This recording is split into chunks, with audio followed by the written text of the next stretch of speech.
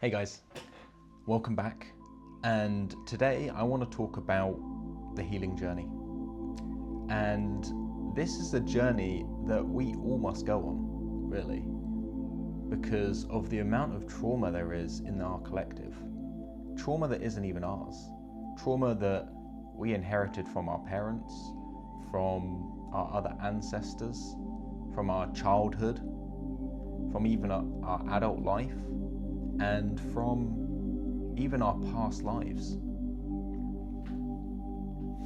And if you find yourself struggling with mental health issues, emotional health issues, any kind of health issues, physical, energetic, then it's probably a good idea that you want to go on a healing journey for a bit. And the first point that I want to make on this journey is that you are going to want to heal. Because if you don't want to heal, then it won't work. I'm sure you've heard that saying, you can only help someone that wants to be helped, and it works with you too. If you don't want to heal, then you aren't ready for this message yet. This video isn't for you. So, the next point I want to make, point number 2, take responsibility. Take responsibility for your life. Take responsibility for exactly where you are in life right now.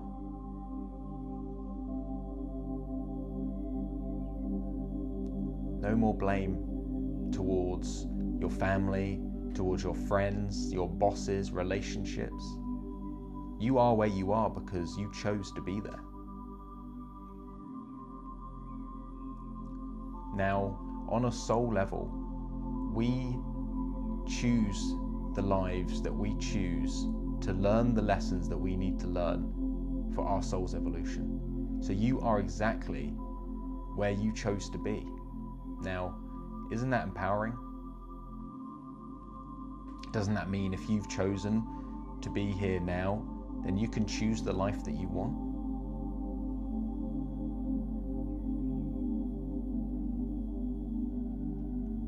You can choose any life.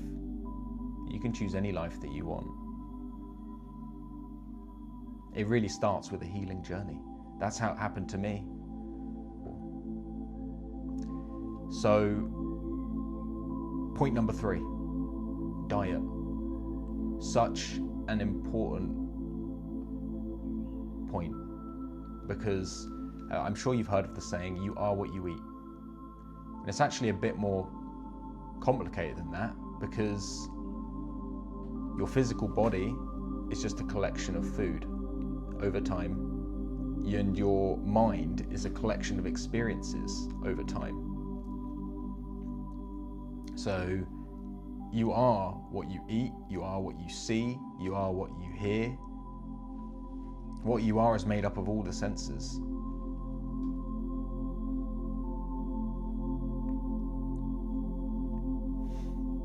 So it's really important to be conscious of this. It's really important to nourish the body and not listen to the mind when it comes to food.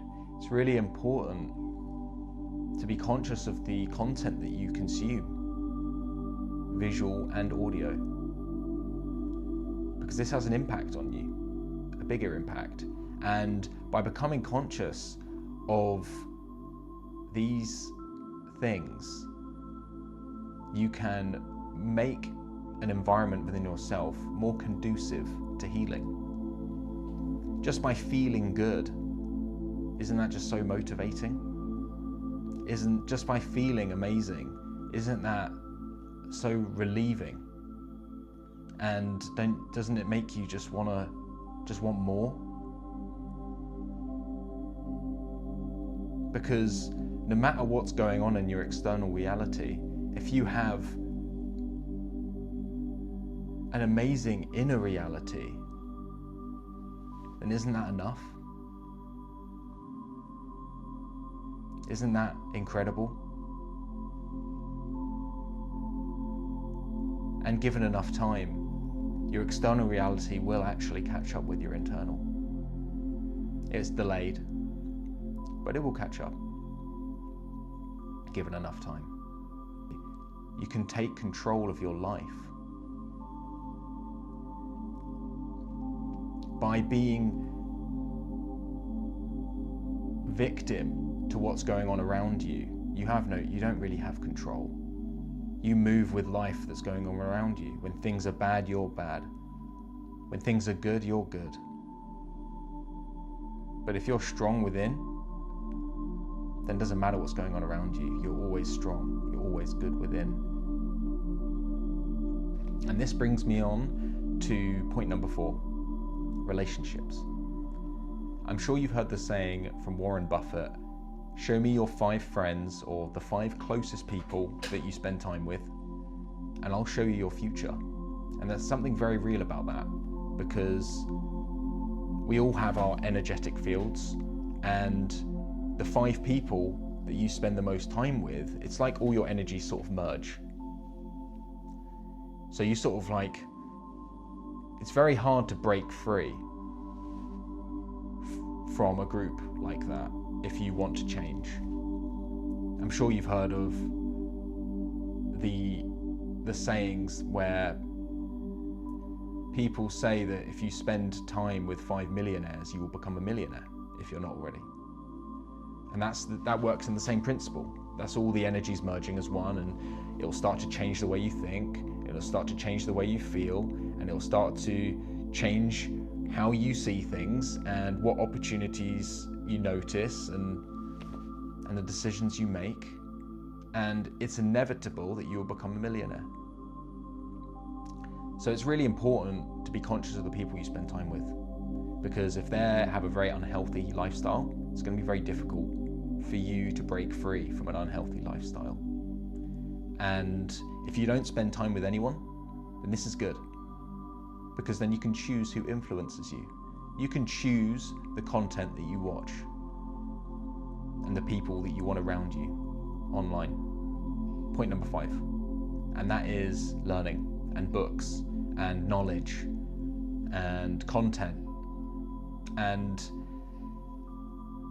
it's really good to expand your knowledge, because there's not only one way, there's many ways. And you need to find out what works for you.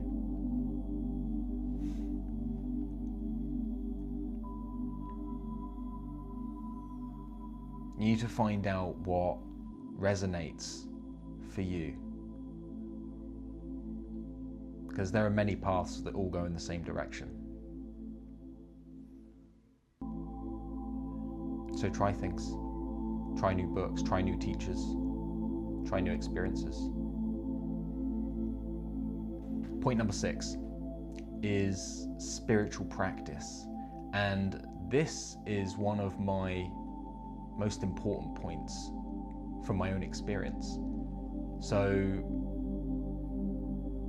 it's very important to have a spiritual practice if you want to bring a sense of balance to the mind, to the body, to your energy, to build that inner foundation of health. I've been doing my daily practice for about 4.5 years now, and I will never stop.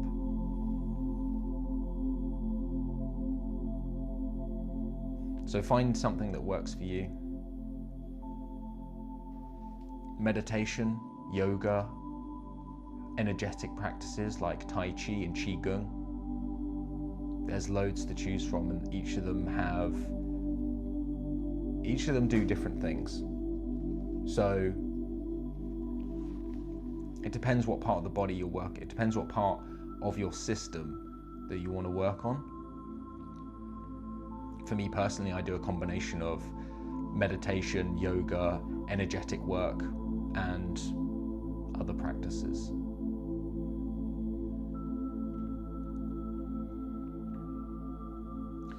So yeah, spiritual practice is incredible.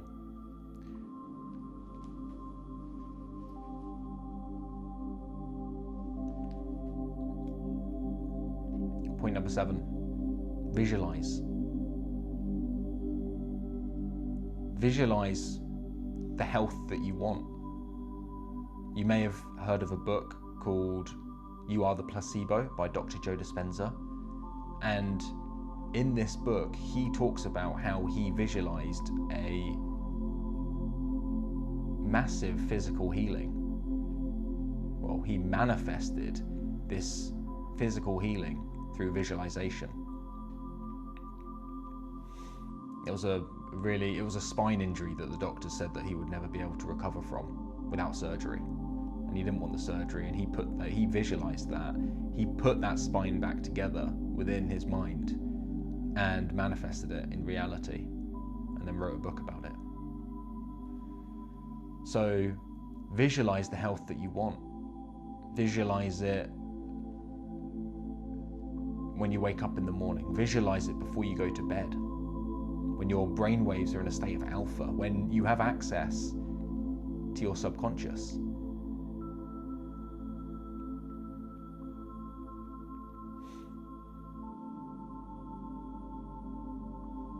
Point number 8 is positive self-talk. So this is a really simple one. Just by changing the way you talk to yourself, just by changing the way you see yourself, can just have an immediate impact on your emotional and mental well-being. And if you're struggling with that, then you can start with affirmations. You can start by writing down affirmations that are in line with your negative self-talk, the positive aspects of your negative self-talk, and then you can start saying them to yourself before you go to sleep, when you wake up, or after a meditation, when your brainwave is in a state of alpha, when you have access to the subconscious mind. And after a while, those thoughts are going to feed into the subconscious, and your subconscious is going to feed into your emotions, and you're going to feel that. You're going to feel that positivity. And when you feel it, you live it, you express it, you manifest it. So really important. Point number 9 is get help. This is a conventional method. This isn't a method that I've used, but I'm going to put it in here anyway because it works for a lot of people and it helps a lot of people, you know, with therapy and counseling and other conventional modalities. So if you feel like you need someone to help you, someone to talk to, then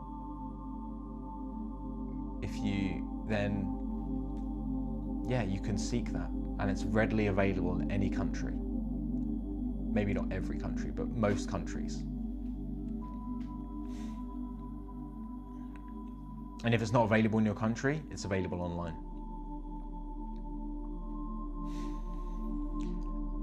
Point number 10, plant medicine. Now, when I say plant medicine, I'm talking like magic mushrooms, ayahuasca,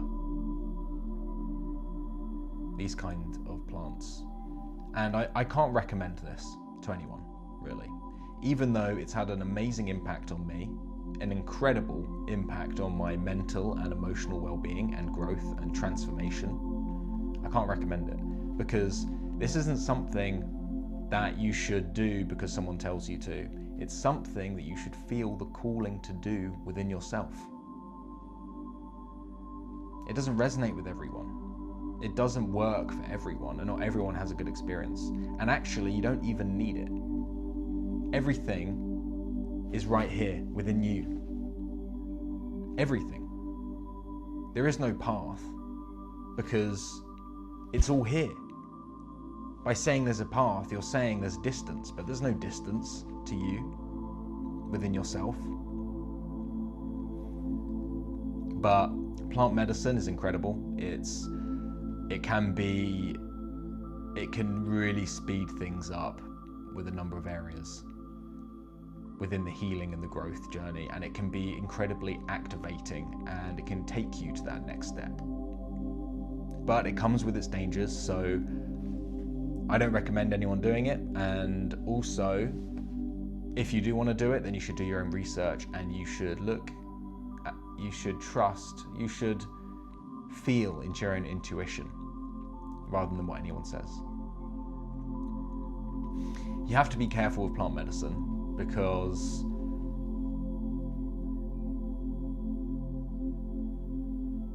you can get addicted to the feeling, to the experience, rather than using it for what it is.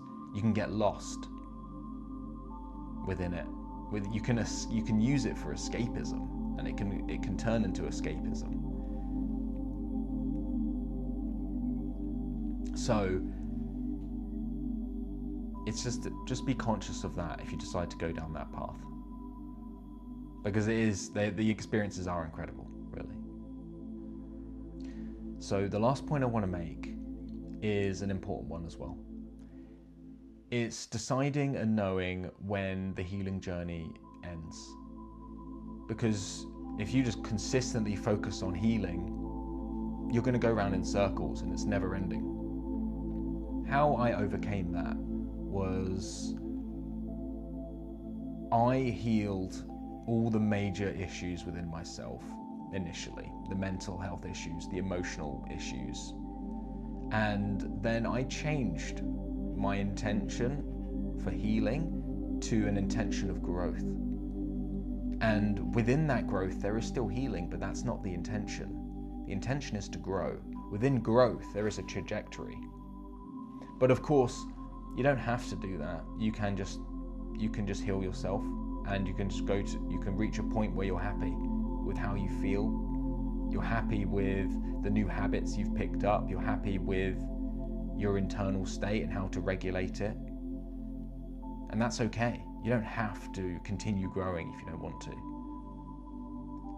But for those who do, for those who have a deep desire and a hunger for growth, then changing to the journey of growth is still going to have healing within it, but it's not the intention.